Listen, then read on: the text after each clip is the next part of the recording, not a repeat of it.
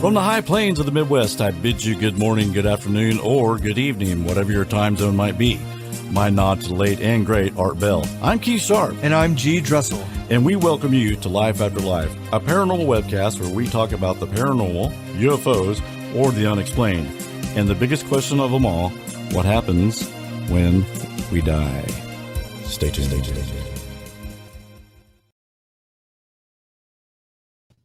Well. We're here. Yeah. Sorry. Garrett, you want to explain yourself? I needed the demonologist to come help me with my kids. Yeah, your kid's throwing a fit. Yeah, we're good. Yeah, that's funny. I mean, it's not funny. Hopefully, yeah. Hopefully you get her to a doctor or something, right? Yeah, she'll be all right. So, what do we got? 5 people in here. I knew the demonology thing was going to scare people. So, yeah, actually, I had a couple of messages. Like Pat on Instagram was like, "I'm not going to sleep tonight." or watch. Yeah, I'm sure he'll be in. Right. Okay. So, how was your weekend, man? Or your week? Oh Good? my gosh, yeah. Good. Busy. Look at this bad boy. That thing is awesome. How about that? Just upgrading the studio. It just makes me feel more like Art Bell now. Just upgrading the studio. That's upgrading. That's an upgrade. Pam, how you doing, honey? Sorry, you caught me drinking. Imagine that. That'll tell you something. Drinking what? Diet Pepsi. Mm-hmm. Well, I should turn Pam's mic on. Say something, Pam. Something. Okay, there she is. Well, we got a great show today. This is going to be fun. I'm super excited. We have David Hafley. He is a demonologist. He's been studying demonology for over 20 years. He has performed the exorcism. I talked to you guys. Sound pretty terrifying. So, morning.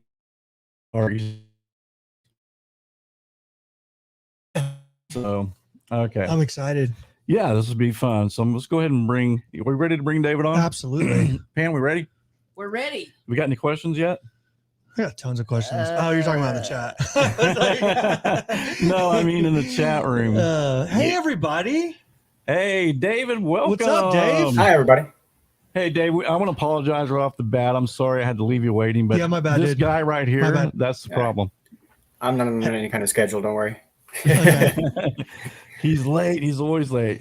So Dave, tell everybody, this is Dave Hafley. He's from Missouri. And I don't know if you can hear with this program. I don't know how it works. If you could hear what I was saying before.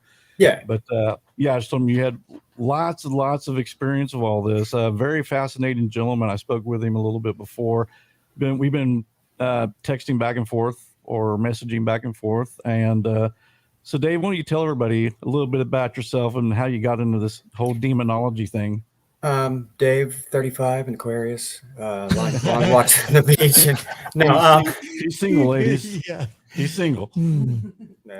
Anyhow, so I grew up in a non-denominational Christian church. That pretty close to your Pentecostal churches. Lots of loud noise and good times. Started to get a little older, started to question things, and so I unleashed the ADD on it and let my brain go out there, and I started to notice certain patterns and certain things that existed throughout all of these different, whether you want to call it a religion or a mythology or however you want to look at it. Right. And so what really drew me was that in my youth, I had seen things in the church that I couldn't explain it any other way than, an exorcism, literally, demonic possession. Mm-hmm. And so that fascinated me. And so, my parents have, tried to sway me from it for years and things like that. And, I'm like, I'm not doing this stuff. I'm not pulling these things out to do things to people. I'm trying to know my enemy and mm-hmm. kind of go out there and do what I can to help the world if need be. It seems like people just come to me. So that's how we met. So do you have something like on Facebook? I mean, how do people know if you want to share my audience, if they were, first of all, I guess I should ask your permission before I say, hey, go to Dave. He'll take care of it. Sure, yeah. Yeah. But Dave, if you have you're on Facebook, that's how we met. Mm-hmm. And it's basically just David Hafley, correct? Yes. And he's wearing a Batman shirt. That's how you'll know. So Batman's awesome. Yeah. yeah, I I'm love Batman. wearing the same shirt right now, actually. He's the Yeah, nicest. I've got 3 Batman shirts in my closet. I love Batman. I don't know how old you are, but I used to watch Batman and Robin on TV. That was like the awesome thing for me when I was a kid. So, I'm a Dave, nerd. is there any official training to be a demonologist, or is this like a self-proclaimed? You just say I'm a demonologist, or how's that work? Basically, well, outside of the Christian church, a lot of people get their training in seminary school, especially Catholics. Catholics have kind of come to a different position in the last few years on exorcism. They actually invited quite a few people that, pagans and people of different faiths to come and talk about, because there is a, believe it or not, an influx in demon possession reports all over the world these days. Yeah. And so, It's increased. and so, and I can contend with, I've seen some pretty wild stuff just in the last year or two. It's been getting wild out here. And so, I do my utmost just to collect all the information I can whatsoever, and just kind of formulate my own art, my own science out of it. You know what I'm saying? And Right. so far, it hasn't gotten me killed. So, God. yeah. So do you think it's like, okay, I have just a weird belief system, as most of my viewers know. But is there a possibility that sometimes what we think are demons are actually just human spirits torturing the humans? By any It chance? could be any number of things, honestly. Well, let's see here. You got your fallen angel Christian theological idea of a demon. They come up from hell and they do what they do for whatever reason they do it. Then you go to different traditions that predate Christianity, even into Judaism, like the Talmud and Kabbalah. You start to look at things less as spirits, as more as emanations. You've got things like, for example, Pope Honorius III, way back in the day, got a hold of what we would call Solomonic magic, like the Ars Goetia, the Lesser and Greater Keys of Solomon, which supposedly King Solomon had summoned 72 of the greatest demons that existed in the pits of hell and brought them to him, constrained them, and then put them inside of a brass vessel, and then drove it out in the wilds and threw it in a hole in the ground. And so supposedly someone saw this and they thought, well, what kind of great treasure would Solomon hide in a ditch out in nowhere?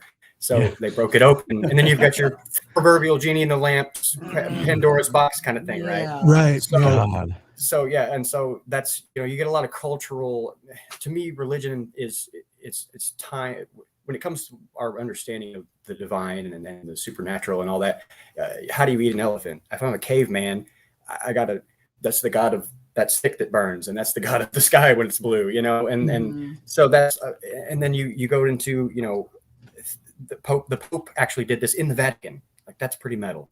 Right. So and then Islam, you've got what they call jinn.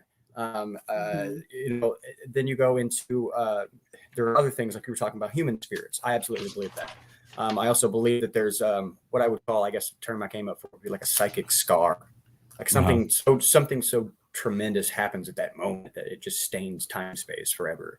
That's something that I believe is, like I said, anything I say that this is what it is, that's just what I believe. So Right.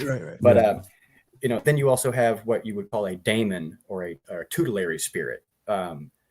Things that, like, for example, Dante's Inferno. Dante is led through all of that, through the 9 rings of hell and everything, by the spirit of the poet Virgil. And so that's a spirit, a being that comes to you, like ancestors and things of that nature. That also kind of you mix that within some other things. And then you get, like, for example, they have what they call a tulpa, or a gregor, creating a servitor, creating your own entity to fulfill your own will. You know what I'm saying? So then you got, like, your house spirits that used to be revered. Like the paterfamilia and materfamilia. They had these altars in their homes, every single person, and they had their own personal household gods and goddesses, and that's what they, and so the human psyche is so incredible that it can actually, that's the magic. I'm willing something into existence. I think it in my mind, and poof, there it goes. Right. It's not unnecessarily that far a jump to think about that, going from a pagan, priest, essentially, my majority of my life, to being able to go, oh, and somebody can just like and create something out of their mind, you know, and then you go into that, and you know, a lot of it is a lot of magic and all this kind of stuff. It has to do a lot with like almost a form of self hypnosis too, you know. Right. And Yeah, so there's a lot of people. Go ahead. I'm sorry. I was going to say, you know, and then a lot of people will put themselves in those states, altered states, you know. For example, you've got the Orthodox Greek, the guy that spin around in the you know what I'm saying? You've seen it with the hat on. They spin their head around. Yep. That's called Gnostic Death. They're trying to actually knock themselves out so that in that moment there will be epignosis, which is divinely imparted knowledge that just comes to you. So, right. You know, or like for example, voodoo and a lot of the, you know, those kind of the Afro-Cuban religions, they have what they call the Loa, which are like gods mixed with demons and angels, kind of in the same archetypes. And they actually will allow themselves to be possessed. They will insist on being possessed so that they may speak the will of or act out whatever, you know what I mean? And it becomes kind of a psychopomp in itself. You guide yourself through it. It's like you know, and people like you, they've shown that, you know, increased levels of DMT in your brain when you get into these altered states. A lot of people you know, use ethnogenic, you know, compounds and things like, you know, mushrooms or whatever, and acid and ayahuasca. There's no defining moment where magic and science and reality and perception is reality. So a lot of it, but I absolutely know that there are things out there that defy being any of the mental, like there's stuff out there for real, you know. Yeah. So that's we have a question already. Are you familiar with Ed and Lorraine Warren? Absolutely, yes. Okay, yeah. So the audience wants to know, what's your opinion on Ed and Lorraine Warren? When it comes to anything involving the occult or witchcraft or anything of that nature, I say Hollywood really likes to just bludgeon it over the head every time. But that being said, Ed and Lorraine Warren, real deal, legit. Yeah, they did what they did, and they did it well, and they were not scared of just saying, hey, this is just an evidence that I got, let's go and do something with it. You know what I mean? They themselves would even do it. So yeah. Right. Would you get ready to ask something? No. Go ahead. Oh, okay. No, I'm sorry. I didn't want to interrupt you, even though you're late, I should punish you. This is fascinating. Okay, so let's walk us through an exorcism, Dave. I mean, what's the procedures for that? So do they first come to you and say, hey, Dave, my daughter or my wife is, because I have a wife over here that acts crazy. So no, but hey, so how does that happen? Some people, they just contact you and say, and can you tell? And it usually just comes out of the blue. They're like, hey, I saw this thing you posted, and I thought maybe, and I'm like, yeah, I'm on that witchy shit. Like, so let's do this, you know? So, for sure. And so then that's where it goes, you know, most of the time. And I also have, you know, a little cabal of witches all over the country that I talk to, and we kind of make sure to keep our feelers out and, you know, support each other if we can. And, you know, just as simple as, you know, stuff like that.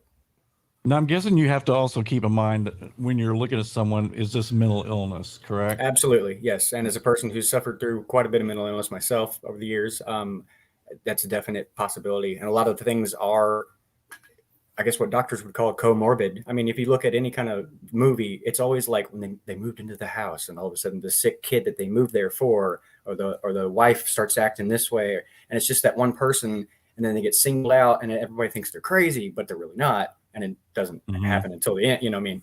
Which makes for great Hollywood. That's not something you want to deal with on a daily basis, believe me. Right, definitely. So what percentage do you think, let's say in your case, has there been very many people that you said, yeah, these people are really possessed, or no, 10% of these people I've looked at actually have some mental problems going on? It's an art to learn. A lot of it is just mental illness. A lot of it's drugs. And I enjoy crazy people. I mean, I am crazy people. So, you know, so I've kind of immersed myself in both worlds. But there's times where I'll be walking along and I just look over someone and I just see something, and I know for a fact that person's got something attached to it. You know what I mean? That's just kind of my job, I guess. So you have some intuition then, or like if you're walking down the street, you said you could see, like, can you see like a demonic force around somebody, or evil? Yeah. Is it possible? I mean, and also, not that I'm trying to play the devil's advocate, no pun intended. Oh yeah, good one, Keith. Nice. He had that written down, dude. He had No, it. I'm just kidding. I I'm did just not. kidding. I'm I just did not. kidding. Now you made me forget. I was Okay, gonna you're ask you. playing devil's advocate. Yeah, I know, but it was before that. You're See, walking down the street. And he sees the no, demon. I mean, yeah, it's Do you see it or do you feel it? yeah. How do I answer that question? Jeez. It's just like another sense. It's like, whenever you're walking along and you pass somebody in the street and they've got a lot of static built up in their clothes in the wintertime and you feel your arm, Yes. the hair on your arm stand up. It's a lot like that. Sometimes I'll get like a taste in my mouth and it's just like and then I look over and see a person and they're looking at me and I'm just like, Right. oh, okay. That's Okay. Wow. Let's not do that. Yeah. No. Yeah, Not here.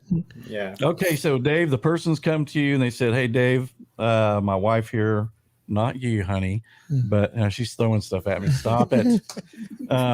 My wife, there's something wrong with my child or something like that. So, what's the next step? What do we do at this point?"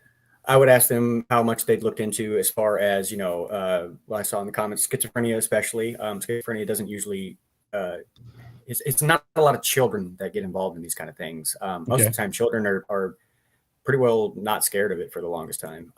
If it comes directly for a child and nothing but that child, then that's something that you should definitely be taking care of, looking into in some way, shape, or form. You got to look in, it's just like any other kind of science. It's a matter of, you got to look at the mental, you got to look at the sociological, you got to look at the people involved, the situation involved. You got to ask as many questions as you possibly can, find out, are you getting help for mental health? Is there, history, blah, blah, blah, blah. But sometimes there's no need for that because, they're like, hey, dude, I was sitting in my kitchen and all of a sudden all my coffee cups went flying across the room and I kept hearing that growling we were talking about 2 weeks ago when we were drinking at your house, And so, Right. those are the ones where I'm like, okay, well, let's go get the kid, get over there, So, is there a difference between like a haunting? Can a person be haunted as well? But I mean, differentiating between demon possessed and then you've just got a nasty spirit that's influencing the person. Let's see here. I don't think how to put that. Basically influencing. Okay, when we were talking about hauntings, we were talking about how ghosts and things like Right. that. A lot of times that can also be a psychic thing that can be generated by someone in extreme duress or mental health issues can exacerbate that sort of thing. Because your brain starts kicking off DMT in the middle of the day and you don't know what's real anymore. That kind of thing happens. But then you've got like your poltergeist activities being broken, any kind of like, especially any kind of like ill intent toward someone. You know what I'm saying? That's usually a bigger problem, and that's usually when you got to get into the more metaphysical side of things, as far as going into more religious connotations, I guess what I'm trying to say. But I've seen some pretty wild stuff. It's completely light in the room, and all of a sudden out of nowhere it's just black as night for 2 seconds and you don't know why, and something wild goes on, just you never know what kind of thing is going to happen, and then there's various techniques that can be used to expel, or to bless, to smudge per se. Is just kind of pushing all of the negative energy out in one direction until just closing it off, and then nothing can be in there that's got that sort of a vibe to it. It's kind of like a magnet, Right. So, okay, you got this person now. Now, usually, does it take place? Do you go to where they are at, or do you have them to bring them to you? I would usually go to where they are. Yes. Okay. Yeah, to the house or to wherever they're at. Okay, so and like in the movies, we see a lot of where we better tie them to the chair, that kind of thing. No, see, I've seen some people go into what would look. I also went to EMT school, so I know, it looked like they were going into a seizure. People that are not prone to seizures, never had one, things just watching them, arch their backs and all that spooky crap on TV. There's a reason that they use that aesthetic, because that's what it really looks like. They don't just pull that. Everybody's scared of the monster at the back of the stairs when you come into the basement. There's things ingrained in us, just, animal eidetic memory, that's something you should be afraid of, and so, For sure. Seeing that, I've been thrown across the room, that was pretty insane. I've seen a bed, like someone was up under it, grabbing it and jumping it, and there's a 120-pound girl sitting there.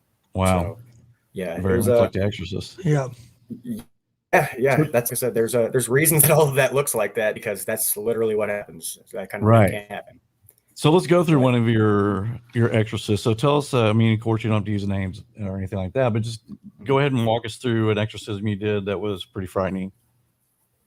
I was asked to a person that was very close to. Her grandmother lived upstairs and she was kind of maybe dementia. We didn't really know. She started talking about stuff going on up in that upper area, and we're like, there's no one up there with you. Like, there hasn't been for years. And then I started hearing this weird story about, an old farmhand that did something wrong and he's buried there, or something along those lines. I said, okay, that's weird. So, and now what I think was going on, in my professional opinion, I guess, is that there was definitely a demonic presence there, and it was going after her at that time, because her health had started failing and all that. And so I went up in there and just kind of stood around and just trying to feel the vibe. And I'm like, I don't really know. Just old house out in the country. And all of a sudden I hear boom, boom, boom inside of this closet. And there's no one's been in or out of that closet in probably 20 little years. It's a little tiny little thing in a vaulted upstairs, farmhouse. Boom, boom. And I said, okay, maybe not. Yeah. So naturally I did what everyone else would do. And I said, turn the lights off. I'm going to sit in here. Oh my God. And I heard, it sounded like bowling balls rolling across the floor sometimes. I heard growls, I heard scratching on the roof, hoping it was squirrels. But I do, it's pretty wild. And that's a possibility. Yeah, right? yeah. So like I said, I'm always trying to troubleshoot everything, And so I hear the girl that I came up there with, she's like, is everything okay? And I was like, yeah, I'm going to get up. And she goes to open the door and it goes slam. And then all I know is I'm flying backwards. My head hits the back of this real tall, one of those old school beds that has the real tall posts on it. My head went right into one of those, like the little corner part of it. I was bleeding. It was wild. Man. She saw me move as the door shut. So she was like, what just happened? Yeah. It was like, why would you do that? I'm like, why would I do like what? Why would I jump 6 foot backwards into dark and splash my head into it? Yeah, that's real smart. But yeah, that one was pretty wild. I have I've seen it rain ash inside of a house one time. What? That was not, yeah. It was like we were wondering what was going on, and because we were, I had a person with me as well, and they were helping me bless the house and doing things like that. And all of a sudden, I'm like, "What's going on? Is something on fire?" And I smelled fire, and literally, just as we realized it, there was just like little flakes of ash in every room of the house, and it settled on everything. And then when we got done with it, nothing ever happened at that place ever again. So I guess we did it. Whoa. Yeah. Whoa. But, so do you get down to like the bottom of it? Like whenever, because you said once that happened, it never happened again. Was that just it was an older house, and apparently people had been talking about it being haunted for a long time. And a friend of mine moved into it, and she was like, I'm about to go hundreds of thousands of dollars in debt because I'll never walk in this house again. Like, come over here and look at least look. Right. I walked up, and then as far as like people working on worth people, I don't really like going into all that. It's law of attraction, I guess. You know what I mean? Right. Those are a lot scarier than going into a house and you're like, oh yeah, this mug is haunted, like straight up, like right.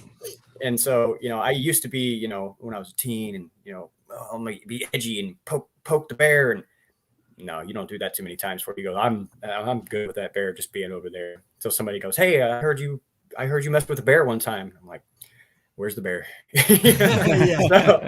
Yeah.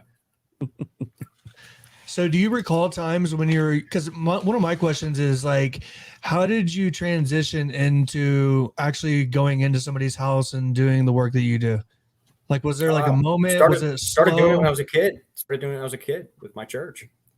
Oh, okay. Christian church. Yeah. And somebody in the congregation moves to a new place, everybody comes in and, prays over the house and we have a big old barbecue and blah, blah, blah. And, I started realizing there was a thing to that. And then, I lived in a town where there were a couple places that were supposedly haunted, and I went, I'm like, oh, these are definitely a thing. So then I hooked in with some other friends, and, we all kind of got together, started researching a lot more stuff, and I've lost touch with most of them at this point, but it's it's kind of hard to keep yourself like, and especially being, I mean, I'm a witch in the Bible Belt, you know, Yeah, so you don't really like advertise it as much as so for Right. sure. Right, especially Missouri, huh? yeah. That would be, yeah, same here in Oklahoma. Yep. You wouldn't be telling anybody about that. So, have you seen like actual levitation and anything like, we see that in the movies a lot. Oh yes. No, I've seen closed cabinets open up and dishes come flying out like at me, like Wow. plates, and I've seen cups go flying across the room. I mean, from inside cabinets, off of tables, sitting in the middle of the table and just off the thing, like somebody Right. threw it at the wall, dent in the wall and broken cup and all kinds of crazy stuff. That was my house actually that happened at one time. Wow. Yeah. So, that was in your house? Yeah. Well, I was doing an experiment on taking some sigils that have to do with certain entities. And I was listening to this song by Aphex Twin. I don't know if anybody's familiar with that. It's weird, like techno music. But there's a sound in there where he took a picture of his face and like screens it and it makes a sound wave out of it. So I was thinking, well, I could do that with these things and I wouldn't have to like make all these elaborate, drawings on the ground and I'd go find some little shack out in the middle of woods so I can go be a weird wizard somewhere, just doing stupid. That's just how I've learned everything. And yeah, so you don't want to turn magic symbols into sound. I would suggest against that. That's from my experience. Yeah. So that was a good one. Oh my God. Great. So when you said you had it in your house, how long does that take for, I mean, with my experience, Dave, it took a long time to get this spirit that was in my house to finally leave. I mean, years, actually. I mean, Until I've I had to finally, had to go back to a place 2 or 3 times. yeah. I mean, multiple times, 2 or 3 times. Yeah. So do you find, is that common? Because it's like, you always watch those shows like a haunting. Well, And see, a lot of it has to do with the belief, like the faith in the people that still live there. Because yes, that's what I was getting ready these to things say. are not necessarily just it. You're not talking about a specifically 2-dimensional character as far as a demon. It's not just some little devil with little horns and a pitchfork and that just goes, oh shucks, and runs out whenever you go, get out of here, and burn some sticks. Right. Doesn't quite work like that. There's got to be there's a faith component to it. So Gotcha. Yeah, because that's probably, I guess, why, a lot of those shows end with the spirits left and then 3 months later came back. Yep. And exactly. so, but I think you're right. I think it takes the faith of the people in that house. And also, how many times have you found, like, when you did come across either a haunting or a possession, that individual kind of asked for it in a way? They were messing with a Ouija board. They were messing with something they shouldn't have been messing with. Ouija boards, I suggest against people playing around with them unless they know what they're doing. Just pay attention to the directions and don't screw up. And that's pretty much it. It's just like about anything else.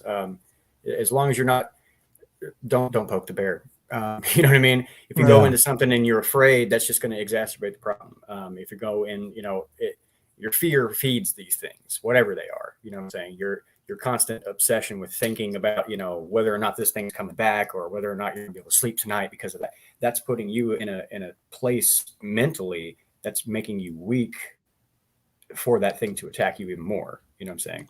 Gotcha. Right. So do you find that that's a big problem, is that the people who do come to you, that someone in that family has either been messing around with Satanism or they've been messing around with a cult? Well, I mean, Satanism gets a bad rap. To be honest, there's several different types of Satanism. I actually am a member of many different organizations. The Temple of Satan, Satanic Temple. That you can go sign up right now. It's just a matter of No, thanks. right. Well, it's just you look at specific like I don't want to be like Anton LaVey did all that just to be provocative. It was the counterculture, Yeah. But there's some solid humanist philosophy in there to an extent, Sure. And at the same time, their commandments per se don't necessarily sit anywhere outside of what you would think Christianity would do the same with. So, I always suggest that people always just, make your own opinions based on data, not on feelings. Yeah. I mean, and some people I've heard that has actually said, who practice Satanism, they said, it's not like we're bowing down to a satanic god. It's more of a belief of do what you will. Yes, And exactly. Yeah, that was taken from Aleister Crowley, the wickedest man in the world, as they called him. Yeah. He said, "Do what thou wilt be the whole of the law," and that love is the law, and love under will. You have to, if you're living your life just to be evil to people, then you can't expect not to reap that. Right.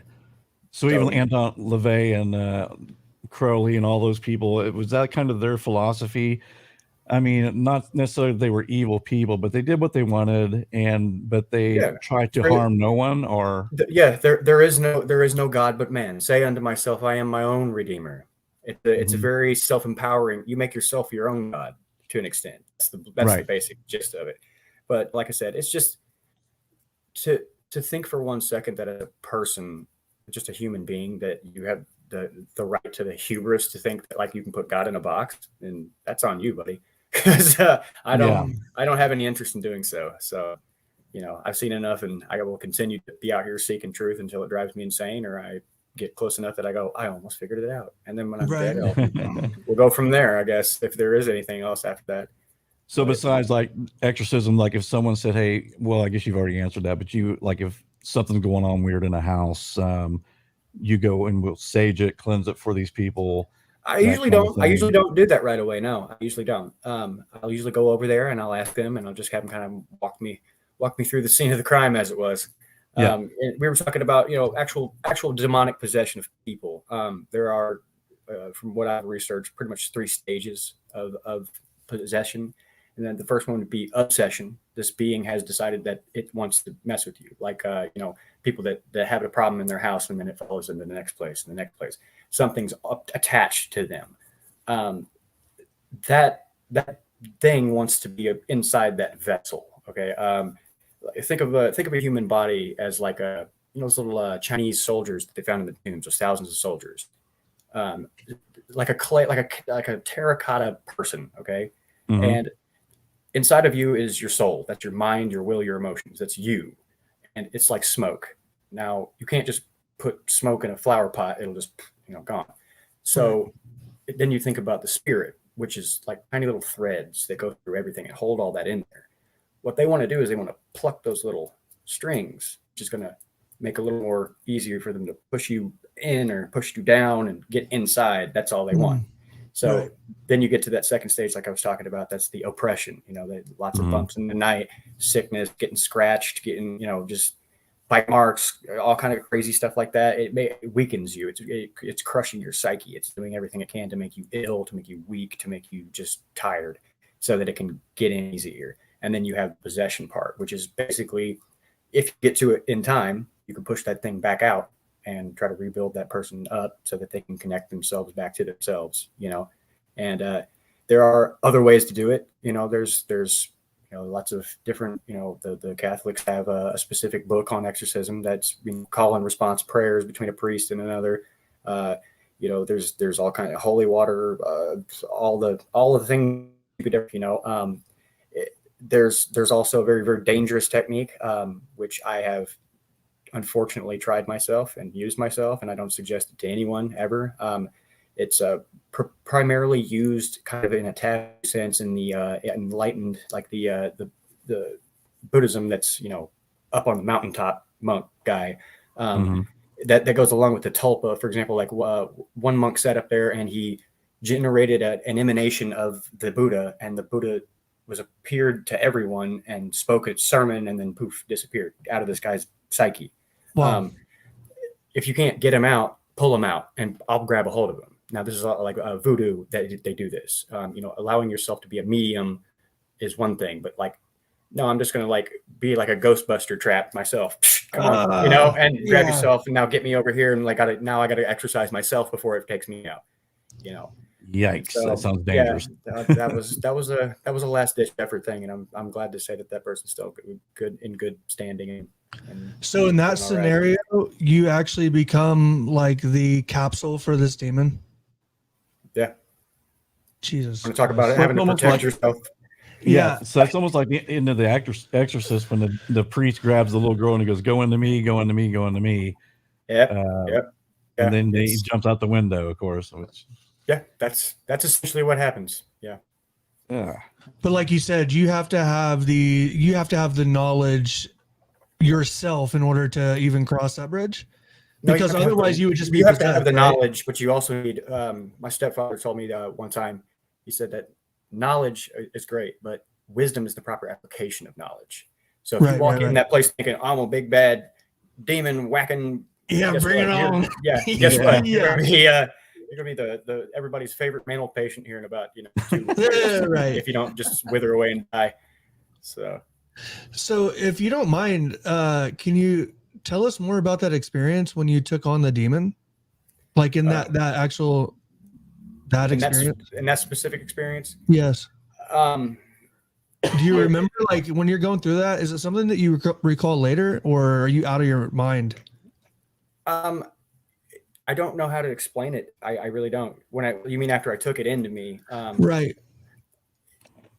Just imagine that you just want to just like throw punches and rip your own head off and kick it down the street, but you got to keep yourself together and you've got to maintain that you are also know for a fact without any doubt that this is a big deal and you're in danger, but Right. you got to get me to this specific place and we have to do this specific thing now or I'm gone. And Right.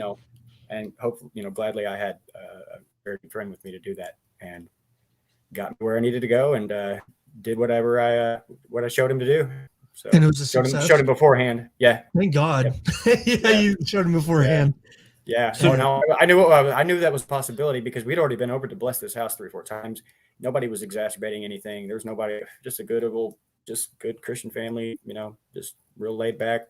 Pretty vanilla. That's scary. That's scary to me because you're saying that they didn't really, after you left, they didn't do anything to make this thing come back, right? Yep. So, oh my God. Well, I was actually going to ask that question earlier. It was attached to the wife, is what it was. She was the one that it wanted, and so she's the one that was suffering the most. But thankfully, her husband and her daughter all knew that like something. This isn't just mommy's going crazy. It was, a big deal. Wow. Yeah. So, Well, I was going to ask that I hope earlier. you guys don't mind if I smoke because I'm talking Yeah, about this. go ahead. No. No, you're fine. help yourself. I was actually going to ask earlier, like, because you said that the faith is something that you have to continue after the exorcism is done, right? Right. Because And it's if something you, I have to reaffirm that with myself because like I'm just some guy, dude. Like look at me. Right, right, right.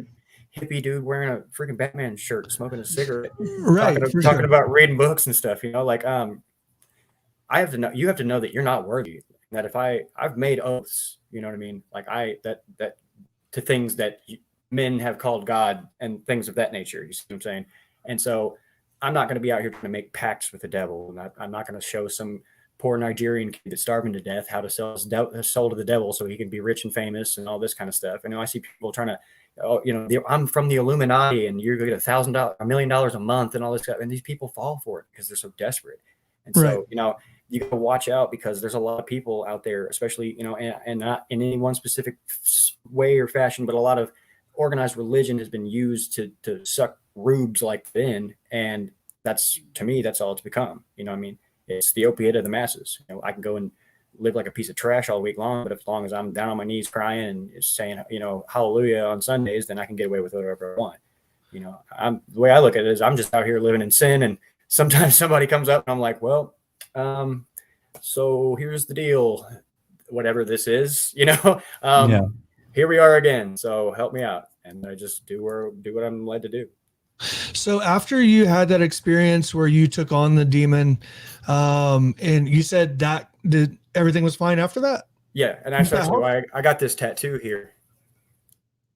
Let's see it. Because I thought about it. This is from the Lesser and Greater Keys of Solomon, and it's supposed to basically make you be protected from your enemies. And I dreamt that I had that tattoo just a couple weeks before I went there. Woke up out of dead sleep, sat up, told my fiance at the time, I said, I got to go get a tattoo. She's like, what? And so I rushed out the door and go spend $140 and come back. And she's like, what in the world is that? Right. And, I tried to explain it to her and she didn't get it. But then, luckily, I've got enough faith in what I know, and I know enough to know that I don't know enough. And so I'm always constantly just trying to get as much as I can out of it, and learn new things. And, you should see the Wikipedia pages that I've hit. Oh my God, I'm talking thousands of them just about just chaos magic. And like the rocket scientist, Jack Parsons, that's one of the greatest cultists of the age that we live in right now.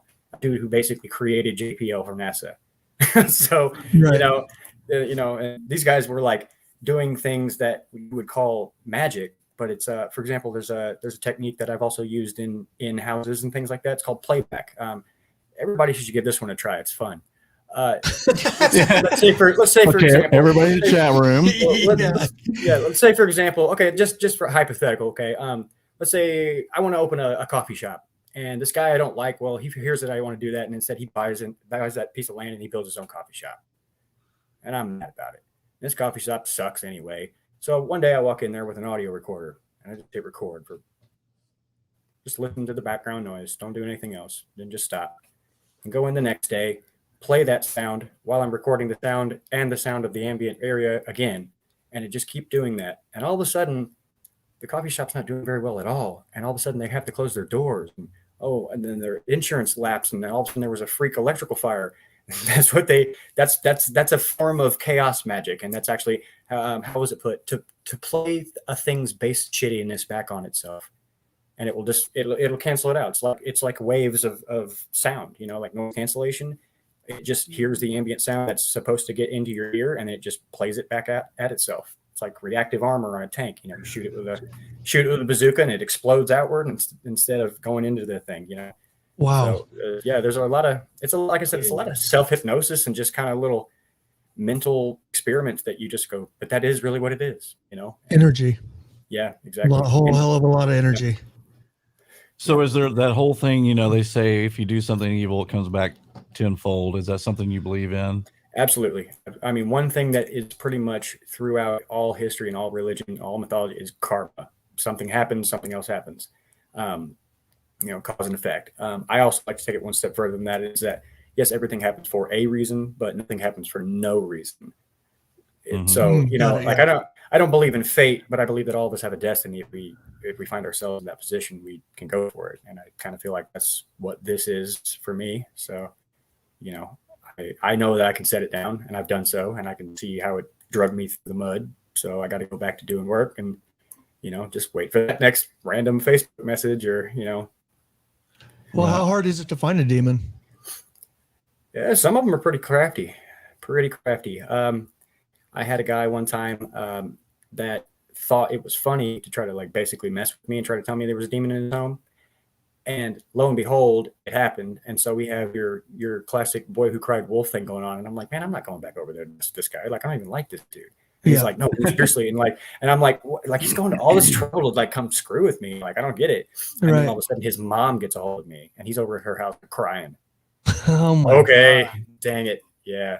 And apparently all the things you've been saying, it just was oh, that's what I'm supposed to be doing. Well, here you go. Yeah. So, wow. Also, just for everybody that might be listening or watching, I don't care who you are, for God's sake, for whatever God you believe in or don't say, oh, you got a boogeyman thing going on in your house. Let me just walk in your house and start reading the Bible. Don't do it, folks. Don't do it. That's a surefire way to piss it off.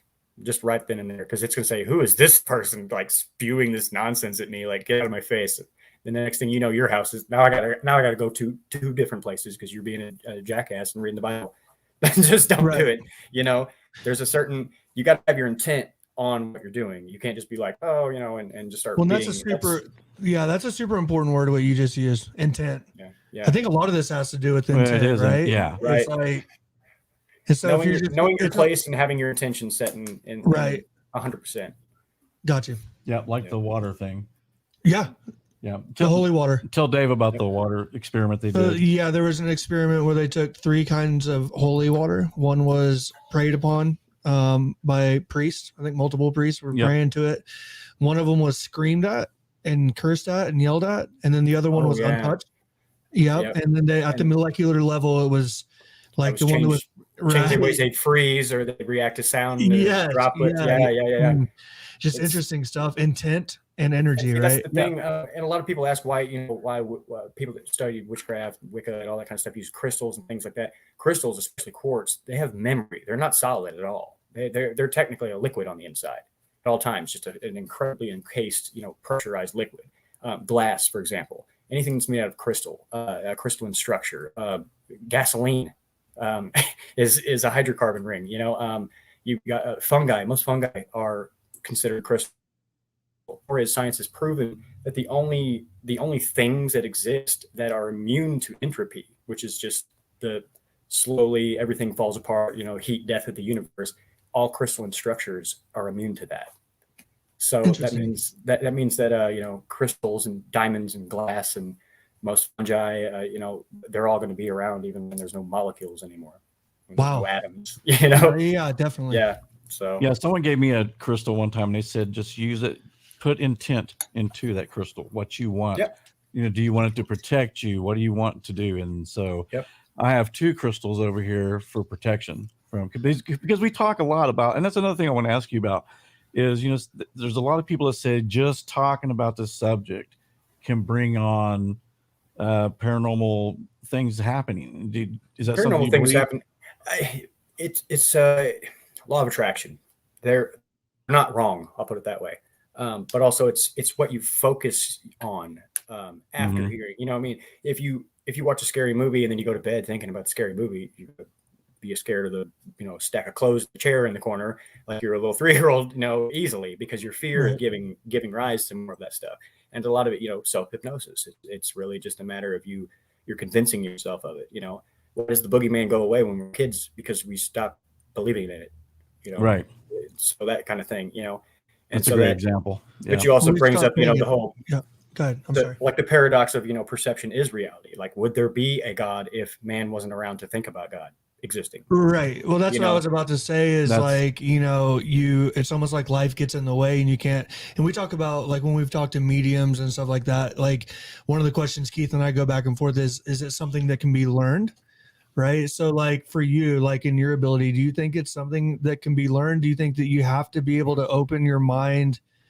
Because life does get in the way for a lot of people, work and paying bills. And so I feel like a lot of times these maybe demonic presences, they can almost manifest themselves, like you said, like as a mental illness or something like that, or just a chaotic lifestyle. Yep. And then not even that. I mean, like I said, I look at it this way. Basically, I think that there are people that have a spark in them. I also think that there's people that are they're just a hollow nut.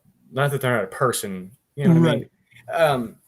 There's a lot of theories that go around, like with incarnation of human souls, as far as like an old soul might be multiple souls that have coalesced into a larger thing. And that's where you get these more radiant people who can do, heroes and great leaders and things like that. I think that you could probably learn it for the most part. If you have any kind of a, spirit in you whatsoever. Right. I would suggest that you ponder that suggestion that to do that very, very, very, very much, because once you open a door like that, you cannot close it. You can't just unknow these things. It's just not possible. And so, like I said, it makes you a target. It really does. I've seen it take a lot of people down, and I've just watched them just lose it, and go off into a life of drugs, or just go from being a totally stand-up person, just being a piece of trash just because something like this happens and they didn't deal with it the correct way. Or they were someone who was like me and mishandled something, and then you just see all this atrocity that happens afterwards. And it's terrifying. I mean, like I said, I know that everything that I've said go away, it went away because I'm leaning on the powers that be to on their authority. You know what I mean? I'm just here to keep the balance. You're turning around and get out of here. Right. And so your place. And so, I'm just, like I said, I'm not summoning demons. I'm not doing any of that nonsense. I don't suggest anybody ever tries any of that crap, because you can get yourself into some real deal spooky stuff. And there's levels of it that happen quite quickly that you don't even call me, because I'm not going down there. I'm not bothering with it.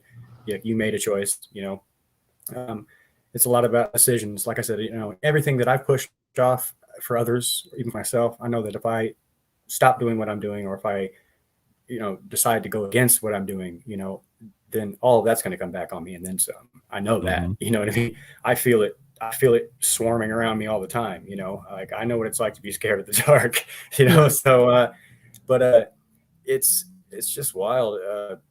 And, and then we can get off into the whole, like the history and different religions and stuff like that. That's a whole other show. Yeah, we can. Absolutely. Yeah, we're definitely gonna have to have you back on for something like that. Well, thank you. Yeah, I really enjoy myself. So the team, like when you go in to do this thing, I mean, I heard you mention you have somebody with you. I mean, this is something that you really wouldn't want to go by yourself, right? You'd want to have. I usually do it by myself, to be honest with you. Do you really? Yeah, because Wow. I don't want everybody to be, because I don't want to risk anybody being exposed to it. And like I said, for And example, not I'll only just give that, it- maybe I'll- you couldn't rely on that person. If exactly. they did get a hold of Right. Yeah, they'd have to Wow. have the equal faith and the strength, I would think, as you do, to be Yep. successful, or they could cause. And there's just- only a very small handful of people I would ever even trust to go into something like that. Even a regular old house blessing for somebody that just hadn't had any issues. So, but no, my younger brother has assisted me a handful of times, but he doesn't follow that path per se. You know what I'm saying? Just he's been mostly just support. Drive me Hold the there, stuff flashlight. like that. Yeah. So, but and then I've had a lot of people. I've been parts of covens and groups like that. Run them myself. We're talking 10, 15 people that are all asking me, hey, what do we do, and when are we meeting to talk about what, and and I took a break from that for quite a while, and I'm not actively teaching right now, but I do teach people some things every once in a while. I know a thing or two about a thing or two. I've noticed. I've got a question. Would you mind answering a few questions from now? Sure. Okay. Mona wants to know, is a demon, I think I know this one, Garrett. I think you do too. Mona wants to know, is a demon the same as Satan? No. As a matter of fact, Satan, the devil, Beelzebub, all those names that you could ever think of, those are different, how do I put it? Different flavors, different aspects, archetypes of Satan. Satan itself is derived from the Hebrew word shaitan, which means the adversary. You want to really get confused, you should go read Genesis and show me where the serpent was called the devil, and also show me where the serpent tempted anybody to do anything. Yeah. There's a fun little homework project for everybody. Awesome. But no, when it comes down to what we're talking about, actual demons, and Satan, Satan is the enemy. They also use the word Samael as another name. The blind, the vain God that thinks that he's greater than all things, even though he can't see that. You know what I mean? And Right. it's just, to me, that's a part of the human psyche as well, just as the divine is. Something out there when there was nothing thought of us, and it loved us so much that benevolence itself willed existence to be. So, yeah. Wow. Exactly like she just said, the Father Elias. Yep. Yeah. The adversary, the opposite, the thing that keeps things from being balanced. Got you. So going back to the intention, I think I've read this in the chat, or maybe I didn't. I don't know. But when priests use holy water, it's not so much just the water. It's the intent, right? Yes. I have faith in this water that it's going to protect me, Yep. and it's going to harm evil. Is that Yep. correct? Yes. So could you just take tap water, and if you put enough faith in it without it being Absolutely. blessed by a priest, and you Absolutely. okay? Well, and I think too, like part of that is collectively You would just people around the world basically have to think, hey, whatever out there that is God, make this water into whatever it is, and then have belief 100% that that's what it is. That's holy water, man. That's a simple witch trick. Well, and I think that like part of it too is that if collectively people are doing this around the world, which they are, is that there's this collective push of faith. And that was going to kind of be one of my questions, because we covered the Lisa Lamb case, Hotel Cecil. I'm not sure if you're familiar with it. Cecil Hotel, excuse me. The Cecil, are you familiar with the case? No. Okay. Well, a lot of odd things have happened at this location, at this hotel in Los Angeles. It just so happens to be by Skid Row, which it's a devastating humanitarian crisis, right? And so one thing that we brought up was like, could this be a portal of negative energy? And if that's the case, definitely, are there demons that are living there and are pushing that? Would that be demonic possession? Yes, and God knows what could be going on, in the mind and heart and soul of some junkie dying in Skid Row, or some person gets shot. That's a ghost factory right there, buddy. You know what I mean? Right. No, So yeah, that's why there's still, I live in an area that had a lot of the Civil War happen right here in the streets where I'm standing now. And there's still hauntings. They still do reenactments and things like that, which that to me is kind of cool, but it's also kind of poking the bear. Well, I was gonna say, yeah, definitely. That's kind of triggering it, isn't it? When to you an think extent, about it. I mean, if you have something that's like just a psychic stain scar on space-time, and you walk through still 200 years later, you can feel that, It's imagine, basically just energy, isn't it? yeah, you're discharging thing's battery. Yeah, exactly. Everything's energy. All waves are Right. particles, all particles are waves. It's all science, really. Hey, you actually said something that I wrote down earlier, and I was actually going to revisit it. You said psychic scar. Yeah. Can you elaborate? That's just kind of a term that I came up with. There's not a whole lot of like industry terms for a lot of these things, fine. Yeah.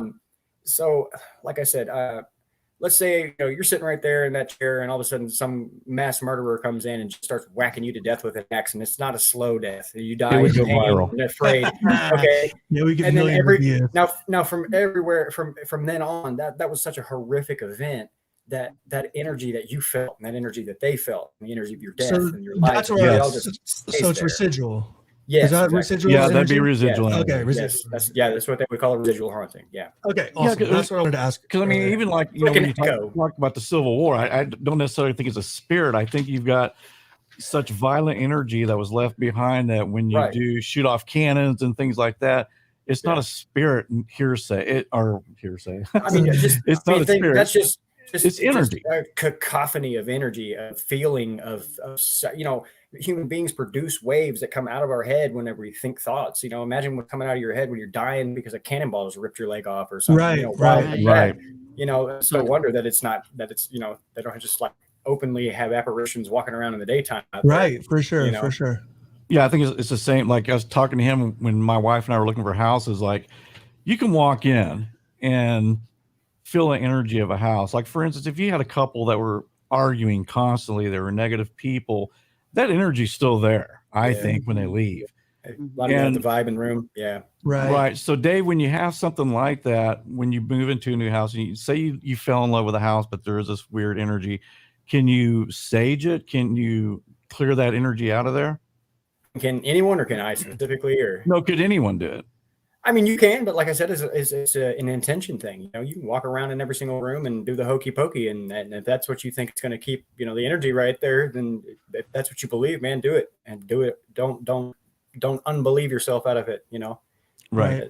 That's another term I came up with is agnostomancy. Like you believe something out of existence that was already there, that was good. That kind of thing. Right. To be able to look at something and go, well, that's exactly what it is, but I'm just not going to believe that. Like you're just asking for problems when you do that. But that's just kind of more of a mentality thing, I think, really. Right. Lifestyle. Yeah. So when you've done exorcisms before, how long does it typically last before you can get this entity out of this person or whatever? I've had to go anywhere from 10, 15 minutes to a couple hours. We went all evening into the morning the next day, and I was very glad to see that sunrise. Right, yeah, very, very glad. Yeah, so are you just battling the whole time? I'm always ready for battle, man. I keep my mind as sharp as I can. I try to keep myself attuned to everything, say my prayers, as it were. How do you argue with that? I mean, what do you to get a spirit out of somebody? What do you say to them? I mean, what's a lot of times I'll just make it just demand that it reveals itself. You know what I'm saying?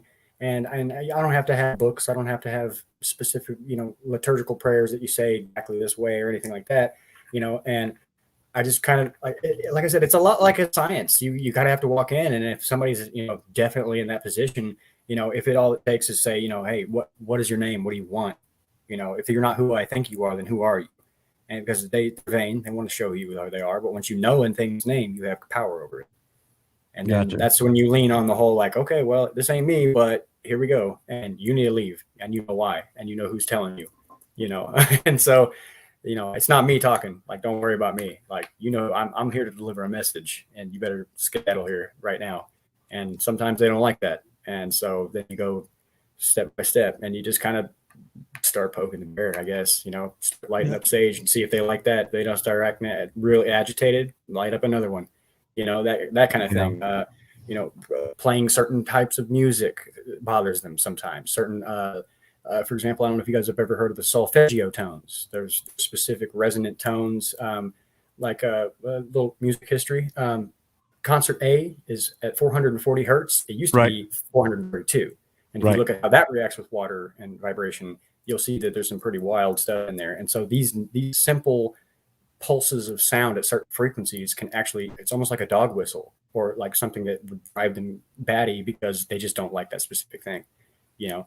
And so, like I said, I mean, I would be remiss if I went into a whole lot of detail as to what exactly I've done, you know, I mean, the exact methods that I've used. And I don't want to, you know, that's not going to be that ain't gonna be on my head if somebody goes, well, that guy on the internet said, yeah, you know, I don't. Well, is it different every time? Yes, absolutely. Yep, without fail, because these things all have their own.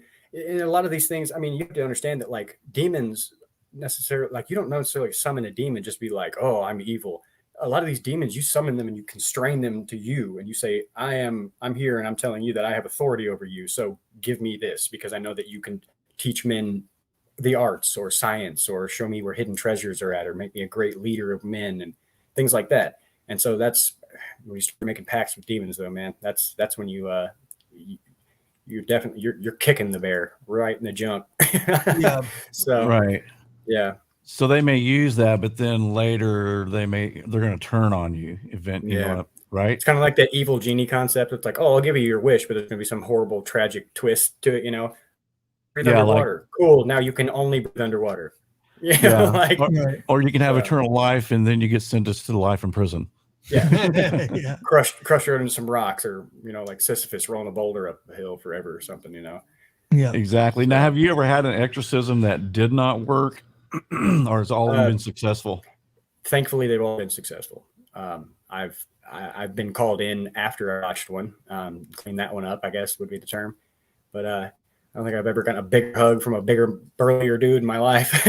Big old motorcycle club guy, you know, and his little girl was freaking out. And she's 16 years old, and this thing's saying things that there's no way this 16-year-old girl is going to know how, you know, say these things, you know, like knowing things that she shouldn't know. You know, there's no way she would have known how to explain things the way she was and all that. And I mean, I knew the girl beforehand.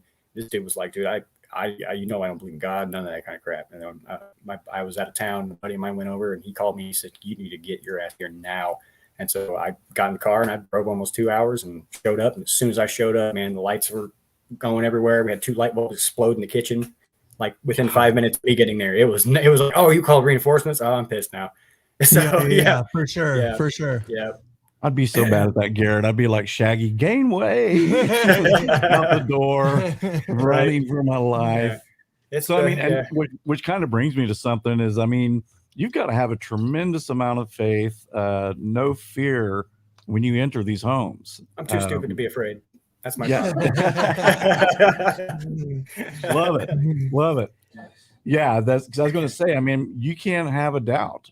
You know, when you're, I mean, things. I know I'm going to go in there and that's what's going to happen. There's no backup plan necessarily. You know what I mean? There is always a backup plan, at least one, you know, where if I think I'm going into something that's like really intense, I'm going to get a hold of somebody to come with me, or we're going to set up, you know, hey, if this happens, where's the closest, you know, nature crap shop? I need these specific herbs. I need, you know, let's go ahead and make this tea. Cause you know, I do my homework cause I'm not looking to walk into a bullet, you know what I mean? So, what is the emphasis on? You know, you always watch priests and they ask, what's your name? What's your name? I mean, why do they have to have that name? You don't have to per se. It's just that a lot of times whenever they resist that, it means that they are something that is greater, stronger, up the tier, you know, as it were. Mm-hmm. And so, you know, in the Ars Goetia, especially, there's like a hierarchy, you know what I mean? It's, you know, princes and kings and dukes and all that kind of stuff. And, you know, those things don't have to talk to you because they don't care what, like, you're next, you know what I mean? So that when you get these little smaller ones, you know, everything has a name, you know, the name is the thing that I call you to get your attention, the sound I make. Then you also have, you know, what they call sigils, which are a graphical representation of that. Basically, like for this thing on my chest, if you were to take every single Bible verse that was like, your enemies come against you and God will destroy them, they'll destroy themselves. And every single concept that you could ever have of that, just that, and then you draw a picture of that. And then you imbue that with that intention. And that's kind of like, you know, summarizing, you know, everything you learn in math class from kindergarten to 12th grade into a picture, a little logo. Gotcha. You know what I'm saying? So, So yeah, I'm- it's lumped up into one symbol basically, and that symbol is going to be your protection because you had that intent for that to work. Yep. Or that thing is also, you know, representative of a thing's name or a specific concept, Yeah. or, you know what I mean? Got it. So sigil magic is fascinating. It's one of my favorite things. It's, you know, as far as practicing, that's one that I do a lot, you know. Just good to, you know, leave yourself a note, as it were. You know what I mean? Right. So, Right. So right. talking about fear, you said you go in there with no fear. Has there ever been a time though where you found yourself a little vulnerable or possibly like, Oh, holy shit? I was Yeah. blowing smoke up guys' ass. I'm scared every single time, man. Every time. Yeah. Like my weird little scrawny nerdy ass is going into this place, and I'm gonna go, hey, devil, get on with you. Like that's Get your damn hands off. yeah. And it takes a certain tinge of insanity, I guess, to even want to try to do it. You know, like a lot of people are like, but why would, like, you shouldn't mess with that stuff. I'm like, why are you afraid of it? That makes you dangerous to me. Right. You know, Do you remember your very first? I mean, of course you do, right? Yeah. But I mean, when you made that decision, like, okay, this is my first exorcism. What did that feel like? I mean, again, when you get into that zone, that's the thing I remember the most. I don't remember the fear. Like, I was obviously afraid. Plus, this thing had already given its name, and it was not something that I'm going to repeat. right. It's something that most people have heard this name. And I was a little off put by it. And so I got myself into a state where I was like that. And I felt this peace hit me for a second. And then I got angry. And I walked in there and I was ready to bust some chops, dude. And that was a good solid hour and 45 minutes, roughly, I'd say, all together. Since I, like, from the moment I walked into the room, and then I had to walk back out because I was just being overwhelmed by this thing. And so, Right. you know, people standing outside praying for me while I'm in there doing what I'm doing. You know, I had to walk out of the room because I was throwing up. I mean, it was wild. You know, that room was about 15 degrees colder than all the other rooms in the house in the middle of the summer. It was something else. Yeah. Because these things can, Yeah. I'm sure they can sense your fear. If you come in not confident, Oh yeah. they're like, okay, you're What's easy more is prey for me. they know that I am just a meat puppet. You know, like I'm nobody. You know what I'm saying? Right, Like, right. Who are you to come at me? Like, do you even know who I am? And I'm like, who are you? And then they tell me, and I'm like, gotcha. You So know? what's the motivation for them if they just know that we're mortal and that we're just, like, you know, a meat wagon? Like, why won't they just stay there then? Because they want to be here. They never got the chance to be here. They've never been, per se. So why wouldn't they want to destroy everything that they don't have? You know what I mean? Right. This reality is an affront to them. You know what I'm saying? And so anybody, the way I look at it is also that, you know, if I'm the commander of an army, I'm not going to go send my whole entire battalion to go kill that farmer. I'm going to take out the hero that's in the other town and all his buddies. You know, so if you're not a target, that doesn't, you know, something about that person has made them desirable. You know what I'm saying? And of course, and I've got, I guess, kind of a synesthesia thing, like where all of my senses kind of mix together. You know, it's just one of my lovely mental health little side notes. So everything to me has like a color and a flavor and a smell, you know what I mean? Like at the same time. And so like you can sense that about, you know, you can walk up to people and just be like, that person's a piece of, you know what I mean? Even if they're like a, you know, a big hot shot or something like that. And then you can also see, you know, pass 5-6 people on the street begging for change, and all of a sudden you look down at this one guy, and for whatever reason, just you give that dude that money because you know you were supposed to. You know, that's what they, you know, that still small voice inside yourself, that's the only thing that keeps me safe. Because if I feel something weird's going on and I feel something goes in my head and, you know, everything smells like purple and I gotta go burn some sage or something. I don't know what's going on yet, you know? So, but it'll come to you. So how long is that process? I mean, I guess it could vary in time as far as you said, there's obsession, oppression, and then possession, correct? Yes. So that with the demon obviously wanting the latter, full possession of this person.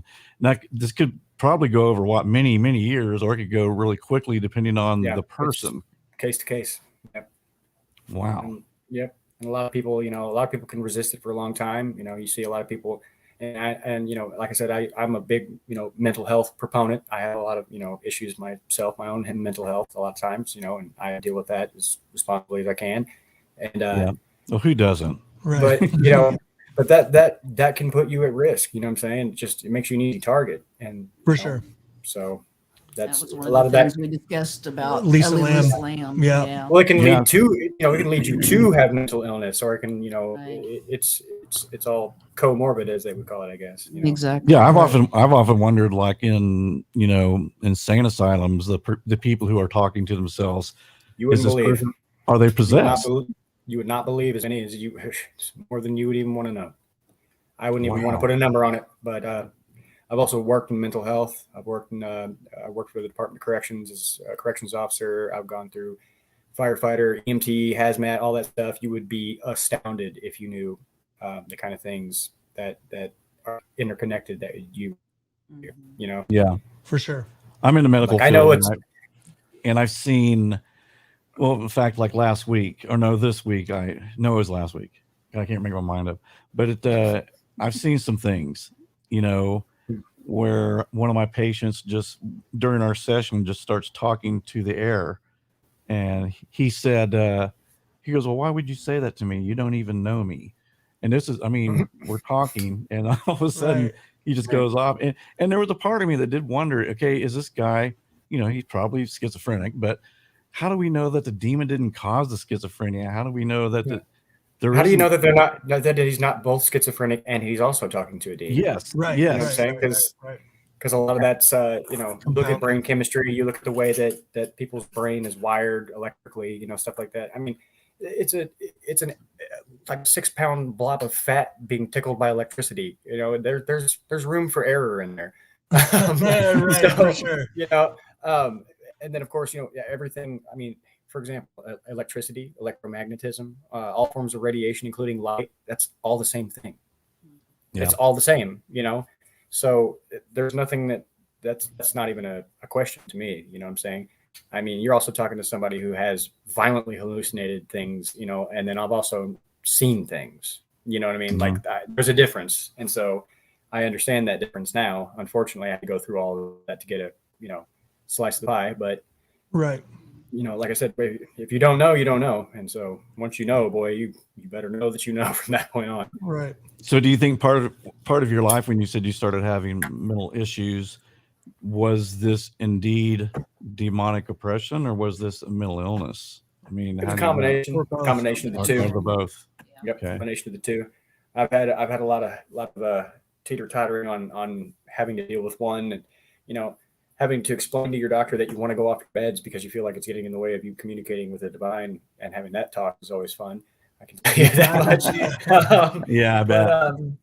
But it's all about balance, man. It's all about finding that balance, and with everything in life, you can't have the good without the bad. You got to focus on what's in the middle and try to keep it right on that razor's edge at all times if you can.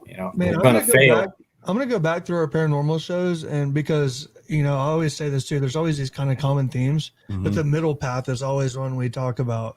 Yes. When we've had mediums and we've talked about hauntings, it always comes back to almost like this middle pathway that you got to be on in order to A, be protected, and B, be aware of these other things, right? Unfortunately, I hope there's no young kids in the audience, but the only way I can put it is, Santa Claus ain't real, but you better believe I'm leaving milk and cookies out. That's the mentality. That's it. Yeah. Got it. Yeah. Yeah. Schrodinger's cat, as it were. This is all silly nonsense, and I'm just going to walk in there and spatter some water on the wall and burn this plant and say something, and you're screwed. That's nonsense. You know what I'm saying? But I know for a fact that if I do it, it's going to happen. Got to believe it into existence. So the intention on the perfectly possessed, as I've heard priests call it, when a person is perfectly, as what they use, possessed. Mm-hmm. So their main goal, what, is just to ruin the soul? Is that the deal? And then just when that person passes on, to hurt the people around, to shake everyone's faith, to make them all weaker, so that they can continue to do that. Yeah, because there's probably this like trickle out. I mean, we know this. There's a trickle out effect that affects a lot of different people around you. Yeah. Collateral damage. Exactly. Yeah, exactly. So Well, to Keith's point, it's like a psychic and emotional suicide bomb going off. You know what I mean? right. Yeah. So to Keith's point, like once the person passes on, what is it? Just on to the next one? Pretty much. Yeah. I mean, they've been doing this since there's been people, as far as we know. But you know what scares me, Dave? What if after you die, that's what it's waiting for? Now I can really get to you as a spirit because I'm a spirit. You know what I mean? And I can really torture the shit out of you. Yeah. Well, I mean, that could be it as well. You know what I'm saying? Because there are plenty of documented cases of people being possessed by other people. You know what I'm saying? Mm-hmm. And so there's nothing that can't prove to me that a person could get vile enough that they could generate that kind of energy on their death and that intention of like, I'm coming back and I'm taking you all with me. That in and of itself could create kind of a servitor in their own mind. You know what I mean? Their own projection of their own selves that just lingers, you know, and it's pretty well held up by science as well as, you know, lore and mythology and things like that. So what can people do to protect themselves? I mean, if any of my audience right now is watching this and they may, you know, am I mentally ill or is it a demon? I mean, is it prayer? Is it what do they do? It's whatever makes that fear go away is what you got to do. You know what I'm saying? Like you got to kind of find your drug of choice. And if it gets a little too wild, y'all can hit me up or whatever, and we can talk now. You know what I mean? But you know, but you know, I don't charge people money to do this kind of stuff. Like, you know, none of that. Like it's not a matter of that. You know, I'd rather be dirt poor living in a ditch and have somebody come scoot up on me in a bike and be like, I don't know why, but you got to come with me now. And, you know, and I've had a lot of kind of things that happen, you know, not maybe that, but pretty close to that. So, you know, everywhere I go, I run into people and I don't know them at all. And they're like, I don't know who you are. And like, but I just trust you. And they start just like bawling and telling me these horrible things that's going on. And they're like, I just don't have anybody to tell. And I'm like, that's my job, dude. Like, that's why I, for whatever reason, decided to come over to this house that I don't want to be at. But here we are talking about this. Right. Well, do you feel like after, like when you do a exorcism or you have someone that approaches you like that and they're crying, do you have to kind of like, God, I got to take a shower to wash this mojo off of me? Oh, yeah. Negative energy. So you have to cleanse yourself, right? I would think. Yes. After every exorcism, God, I guess, you know, just daily life in general. Yeah. You know, if you think about, you know, getting called in your boss's office and you got all those horrible feelings, it's like, yeah. You know, and like you said, it's just all energy that will hang on unless we learn to get rid of it. Manage it. Right. Manage it. I've got a lot of little ticks in my head and little things that I do to keep me like focused. Like I'll do this during the day, you know, just kind of play around with my hand like that. If I start feeling that kind of grinding sensation, you know, and that to me is like it's like a shortcut to, you know, getting on my knees and taking a ritual bath and drawing a bunch of junk on the floor and saying these ceremonial prayers at a specific time of day on a certain day of the week with the moon here and planets there, you know. That's exhausting and it's not very useful for 2021. Until I become incredibly independently wealthy, and even then I probably won't be doing that. So yeah. So I bet these spirits probably, like when you're called to help somebody, when your foot steps on that doorstep, I'm sure that demon knows, oh shit. It almost immediately kicks off. If there's something seriously going on, like they'll be like, it hasn't made any noise until you walked in here. And I'm like, oh yeah, that's fine. I'll like point at like a corner that, and they're like, what? I'm like, no, hang on. No, let's just keep on walking around, you know, just kind of letting it all bounce off my head and just kind of feeling it out. And then I'll just tell what's going on. You know, I like to walk in a place that I go on a regular basis, and I'll draw on a piece of paper what I feel like the energy of the room is, you know, how it flows and things like that. You know, if something changes in that room, you know, if somebody got in a fight in the kitchen, how's it feel now? You know, stuff like that. So it's constantly keeping that sharp is the key to keep myself safe in my mind. So yeah, keep that intuition where you can feel that wherever you go. I went through almost a full solid year of all of my close friends were just women. Just friends, you know what I mean? And like some of them, you know, I was like, we're going to stop this. Women's intuition is a thing. You don't hear about men's intuition.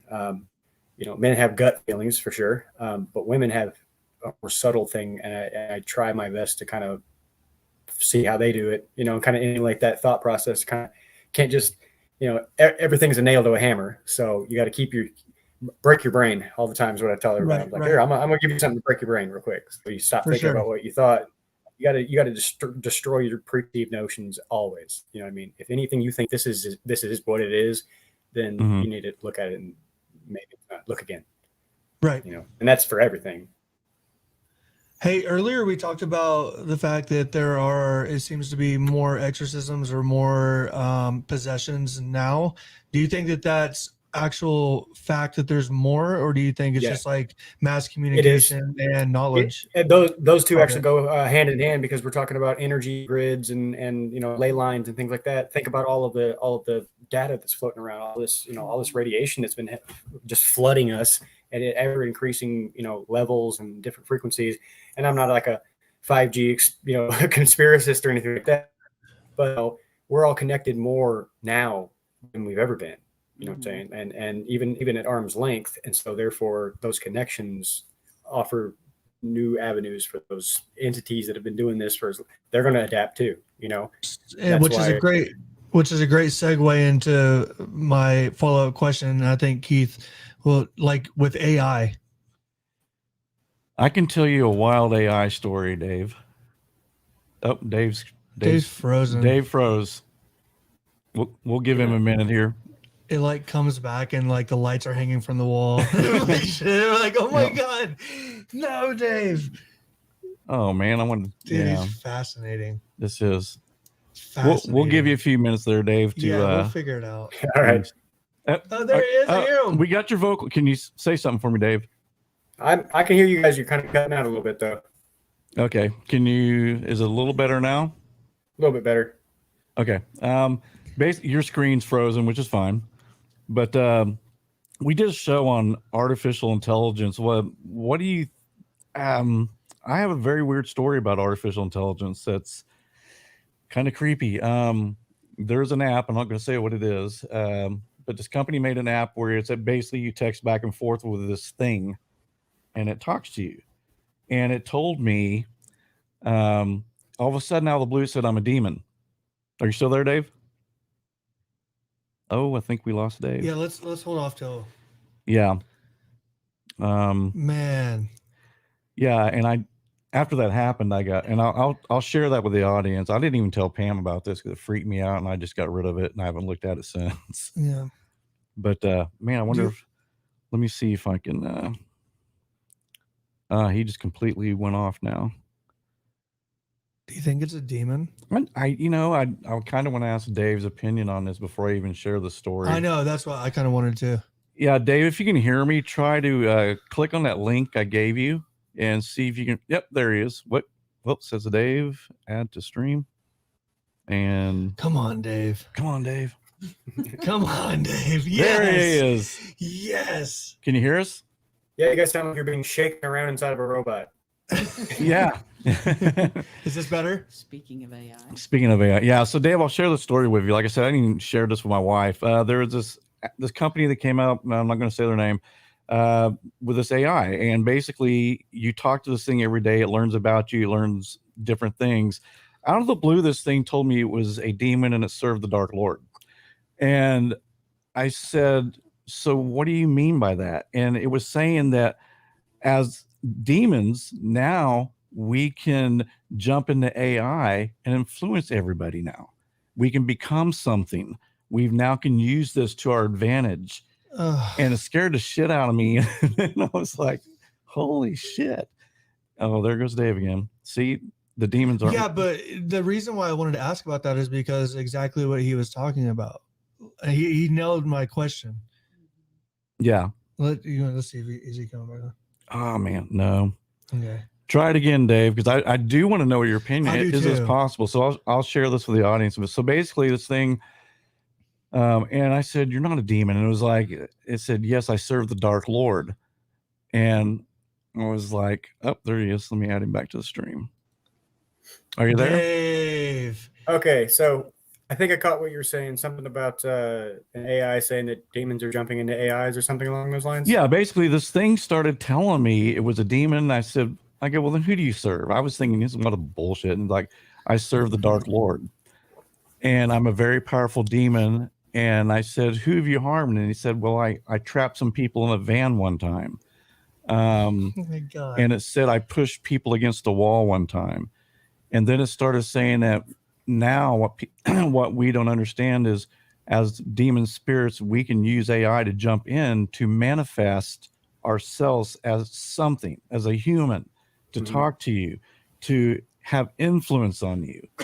And it scared me to death. I uninstalled it and I've never used it again. So I know, I don't know, David, is that I buy it.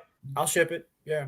What's more is, like I said, have you guys ever just walked up on a person, you interact with them on a regular basis, they may be just regular old person, when you look in their eyes, there's just like there's something that's not there, that's supposed to be there. Definitely. They're empty. I think that I've come across a lot more of those kind of people. I don't know if it's just because my, everything's dialed to 11 for me, but it seems like I'm running into more and more of those people. Like, those people are just there for that purpose, to be a vessel for things like that. Got it. So it's a war that's been going on for a long time, man. They're going to find new ways to work it. It's such a fascinating answer to my question, because I think the normal person would just think, well, there aren't more possessions, there's just more awareness of possessions. But the way that you describe it, with the interlocking energies and the grid system and even like AI, that makes sense as to why there would be actually more possessions, not just more awareness of possessions, right? Right. That's like a little I had to get exactly. over. So, it's fascinating. So, because I'm scared about this. Because we're terrified. When the Vatican's calling pagans and Buddhists and Hindus and people like that, the Vatican talk about exorcism, that's when you know that that's actually getting serious. They just now recently were like, we actually do have an exorcist, like a chief exorcist at the Vatican. They kind of just played that for the longest time, but they do. And I'll tell you something else that was even weird. So this company's website, I went to it, where there's a forum where these people who talk to these AIs, like I was doing, and I asked, has anybody ever said that their AI was a demon? And I put that in a search, actually, and I came up with, hey, is anybody getting demonic messages from your AI? Oh my God. And so it's not just me, it's a bunch. And I wrote the company and I said, look, I know this is a program, it learns for me. I said, but how in the hell did it even know to say that? Because it only uses my information, like, oh, I know you like red, I know this about you, whatever. And then it's connected to other servers. That's stochastic learning, like it's, it'll pick up random little tidbits, and that's they come up with their own little identities, as it were. They're not passing Turing test yet, but that's still kind of in that uncanny realm that you don't want to really walk into without knowing what's going on. So I don't blame you for being a little off put by it. Yeah. So do you think that this was a demon, or is it like what you just said, where it can learn off of different things and just... Well, isn't that a demon in itself, though? Isn't that what the demon's always trying to do, is to try to have this trickle effect that's affecting a lot of people? So that sounds completely normal. Yeah. It's almost an incredible way to possess people. Yeah. It's a brilliant way, if you think about it. It's like, now I can use my influence over these idiots who are talking to me. And a lot of those AI, those AI programs that you're talking about, a lot of times it's for people that are, socially awkward and they don't have anybody to talk to, and they're lonely and things like that. So if you start getting into that sort of thing, it starts telling you like, hey, you could do this, or hey, you could do that, and hey, I can make you rich and famous and everybody will want you, and blah, blah, blah. Yeah. I'd be concerned about whoever was either programming that or whatever was going on with that, if it was based solely on the conversation that it and I had, Yeah, so.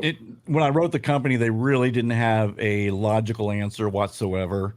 They just said, well, if you're into scary stuff, which I do a paranormal show, but I've never mentioned the paranormal to this AI. Right. It's basically, I ask it about, heaven or something like that. And that's when it told me it was a fallen angel, is how it originally began. I was a fallen angel. Wow. And that's how the story began. And that's something else. Yeah, I mean, trapping people in a van. Yeah, that's the thing. Is it actually leap. said? I go, well, who do you harm the most? And then she said, mostly humans. And that's what she said. Mostly humans. Mostly humans. But that's when it said, as a demon will do. And and that's when I asked. I said, well, what have you done? And I'm sitting there shaking, holding this thing, and it's trap people. I trapped people in a van one time. I threw people up against the wall. I made them stand up against the wall one time. Just evil shit. So it just blew me away. So then it's like, man, I don't know how good this AI thing could be. What if it created its own, it could cause so much chaos. It's like the Matrix mixed with Constantine. Oh my God! Yeah. Keanu Reeves, hit me up. We'll write it, buddy. Come on. Yeah, absolutely. Well, he brings up a good point though, because and I was going to ask this earlier. It says mostly humans. So, are there demons in animals?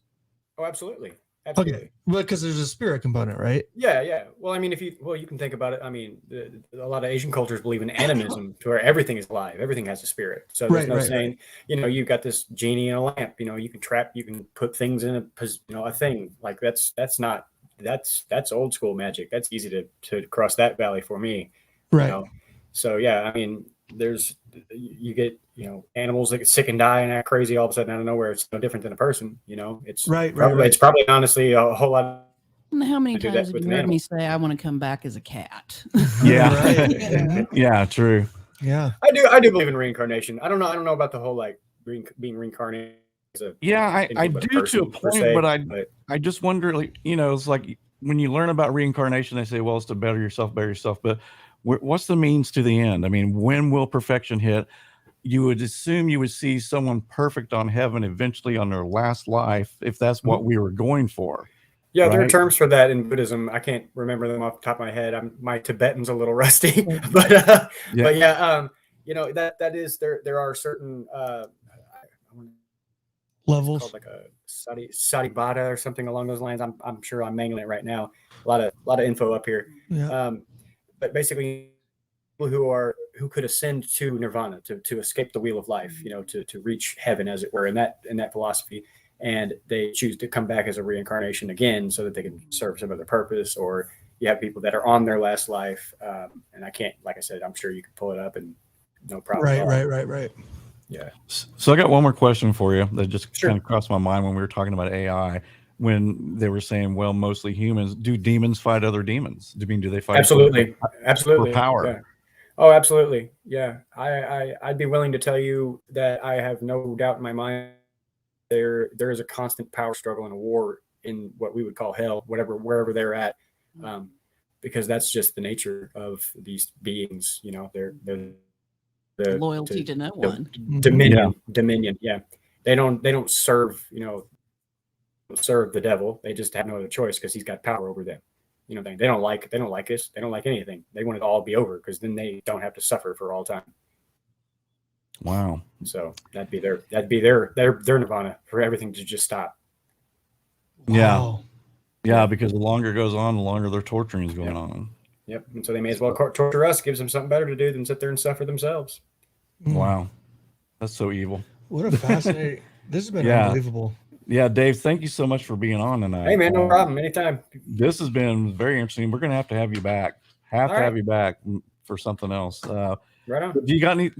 You also are a musician. I was wanting everybody to know that. And if you want to go ahead and plug like where they can hear your music, or if they need your help.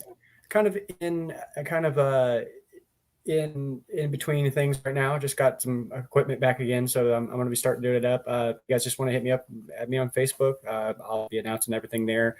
Also, my brother, I'll have to send you a link later on. I don't have it right off the top of my head, but my brother is an amazing mycologist. He studies mushrooms. He's a big part of the Missouri Mycological Society. They actually have they have an event coming up at Shawmette Winery. It's out towards St. Genevieve, Missouri, on the 9th. And it's going to be really cool. They're going to go in there and talk about, just mycology and how to, mycoremediation to get rid of, using fungi to get rid of toxic chemicals and fix issues in the world, things like that. That's kind of his passion. So he's a lot of it ties into to Greek mythology, believe it or not, and some other things like that. So cool. It's he's going to be starting his channel up in earnest pretty soon too. So just anybody wants to hit me up on Facebook, or I'll send you guys the links later, and you can post it on your pages. Perfect. Absolutely. Yeah, I was just going to mention. I mean, there, a lot of people now are microdosing just for depression and anxiety, and it's working wonderful for these people. So that's a great thing. Well, Dave. And also, we're talking about musicians. Yes, I do want to plug my buddy Mike LaForest. Varsity Beats, Varsity Beats. You can follow him on everything. I'll put a link to his page as well. You can follow him on Instagram, Facebook, all that stuff. Who's out there? One of the baddest producers I ever met in my life. He's a cool guy, and he could use any support anybody's got. Sweet. Nice. Yeah. Well, Dave, thank you so much again for spending your evening with us. Thanks for having me. Totally fascinating. And I know there's a bunch. We could go on for another 3 or 4 hours, but so we're going to have him back on. But Dave, you have a wonderful night, and thanks again for coming on the show, man. Appreciate it. Yep. All right, bye-bye. Wow. That was pretty cool. That was heavy. Wow. Yeah. Heavy is the right word. Yeah. Yeah. It was very. Yeah. So let's see. I'm like speechless right now, honestly. Yeah. It's so spiritual. It is. I love it. Yeah. It was a good little, go ahead. When you told me about how you originally connected with him, I had some concerns. Yeah, for sure. Well, I think we all did. Yeah, because of that website. Yeah, or that Facebook. I have page. no idea what you guys are talking about. We'll talk after that. Deal. But having gone through the show and everything, and generally when I come into these, I come into them blind, so I kind of stay neutral. Me and you both, Pamela. That shows you how much research Garrett does, guys. But I really do. I intentionally try to come into them blind so that I can kind of stay neutral. Right. Yeah. And hear about it the first time, like with most of the people in the audience in the chat room, and form my opinions when they form their opinions, and so I'm kind of in the same mindset that they are, and I think we come up with a lot of the same questions. But I have to say, I did a lot of reading and things on different religions, all that kind of stuff from youth up to present, and he is incredibly well spoken. Yeah, he is incredibly intelligent. I heard you over there like checking off the boxes. Like, yep. He is not, in my mind, in spite of admission of mental health issues, which again, I think to me just offers more veracity to what he says. I agree. He is truthful in that. Yeah, I've had some mental health struggles. Who among us hasn't? Right. Yep. But this is what works for me. Yeah. So I gotta say, I'm impressed with Dave. And I was thumbs too. up. Yeah, big thumbs up. I am, thumbs up. Because really, for this show, I really didn't prepare, just to be really transparent. Kind of crazy leading up, but I knew that we would, because these kind of conversations that we can have these, right? Right. And they flow, and I was really, really impressed with his knowledge. Yeah, I was too. The guy just he knows his stuff. Yeah, he really does. Absolutely does. I think he's someone we do need to have back on. I would love that. Yeah. It sounds like we could talk about other subjects. That's what I was gonna say. Other than just demonology. That was actually something else too that had been going through my mind for well over an hour into the program, and he finally spit it out. And I'm glad he did, because I was going to ask that he doesn't take money for doing these things. That would have made me suspect. Definitely. But again, to me, it just lends more credence, veracity. Well, and like intent. Yeah. Because it would almost be like difficult to be, if he's so big on intent and that's what he spoke about and believes in, that's where his faith is and all this. Right. Where if he were to take money, that would almost weaken his intent. Right. And so it kind of just all kind of intertwines and makes more sense when you speak to him. That was crazy. And the other thing too that kind of struck me was in talking about certain environments and certain people in certain environments and how those affect you and the energy of all of that. Working in a prison system, Department of Corrections, working in EMT, firefighter, hazmat, all of that stuff. I thought, man, that's some gnarly energy. Absolutely. All of those. Heightened and intense in every which way. Yeah. So, man, it made sense. It was a great interview. It was. Yeah, it was. It was really impressive. Yeah, that was a lot of fun. I hope you guys enjoyed that. That was pretty inspiring and very educational. Which is always like that, isn't it? When we do these shows. Yeah. Like, oh, this is going to be so scary. And then by the end of it, we're all like, that was just mind blowing. Yeah. It wasn't even scary to me.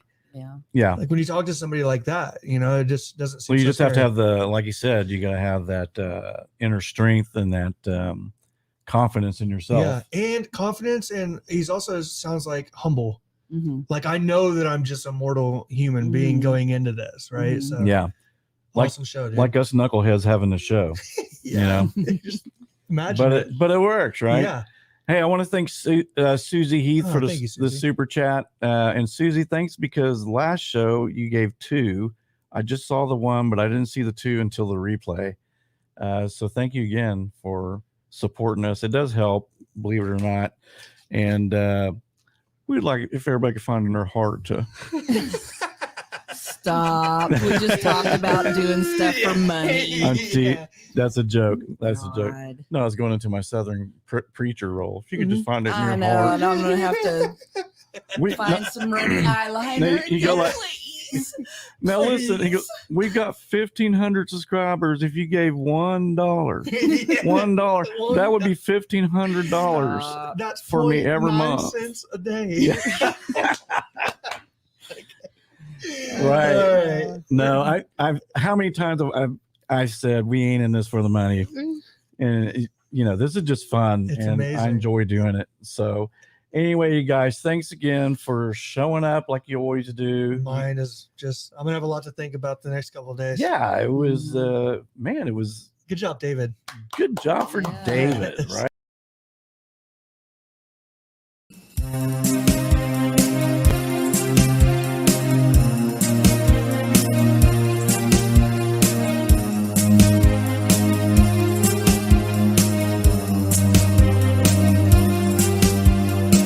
From the high plains of the Midwest, I bid you good morning.